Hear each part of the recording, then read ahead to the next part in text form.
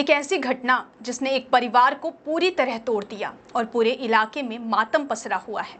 यह घटना सिर्फ दो मौतों की नहीं, बल्कि यह हमारे ग्रामीण स्वास्थ्य व्यवस्था और जागरूकता की कमी पर एक बड़ा सवाल खड़ा करती है।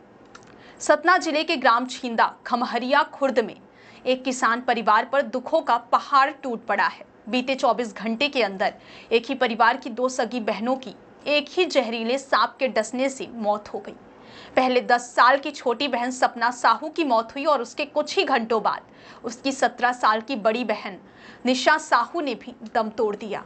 यह घटना दिखाती है कि कैसे जागरूकता की कमी और स्वास्थ्य सुविधाओं के अभाव में जिंदगियां पल भर में खत्म हो जाती हैं।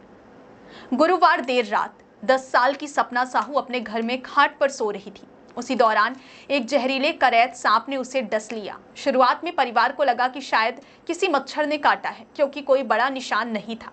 लेकिन कुछ देर बाद जब सपना के पेट में तेज दर्द हुआ, तब परिवार ने देखा कि उसके पैर में सांप के काटने के छोटे लाल निशान हैं। परिवार बिना देर किए बच्ची को लेकर गांव से 18 किलोमीटर दूर जिला अस्पताल पहुंचा, लेकिन तब तक बहुत देर हो चुकी थी। डॉक्टरों ने जांच के बाद उसे मृत घोषित कर दिया था। अगले ही दिन जब परिवार के लोग छोटी बेटी के शव के पास बैठे थे, तो दूसरे कमरे में सो रही बड़ी बहन निशा की चीख सुनाई दी। एक ही सांप ने उसे भी काट लिया। परिजन तुरंत उसे लेकर अस्पताल भागे। डॉक्टरों ने एंटी स्नेक वेनम देकर इलाज शुरू किया, लेकिन शुक्रवार रात तक जहर पूरे शरीर में फैल चुका था और शनिवार सुबह निशा की भी मौत हो गई। इस मामले में जानलेवा साबित हुआ करैत सांप, जो भारत के सबसे जहरीले सांपों में से एक है।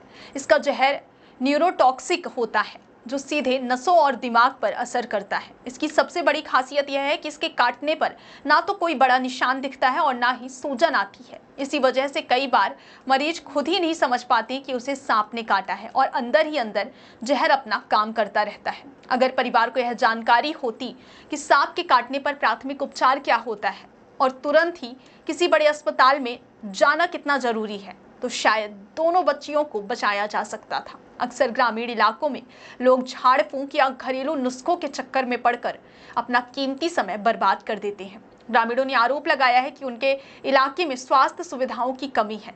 उन्हें 18 किलोमीटर दूर अस्पताल जाना पड़ा, जो एक आपात स्थिति में बहुत लंबा रास्ता है। साथ ही स्वास्थ्य केंद्रों में सर्पदंश के इलाज के लिए जरूरी दवाइयां और उपकरण भी उपलब्ध नहीं है। यह घटना सिर्फ एक परिवार का निजी दुख नहीं है, बल्कि यह हमारे सिस्टम की एक बड़ी खामी को उजागर करता है। यह हम सबको सोचने पर मजबूर करता है कि आखिर क्यों आज भी ग्रामीण इलाकों में इतनी बुनियादी सुविधाओं का अभाव है। उम्मीद करते हैं कि प्रशासन इस घटना से सबक लेगा और गांवों में सांप के काटने से बचाव और इलाज के लिए विशेष जागरूकता अभियान चलाएंगे।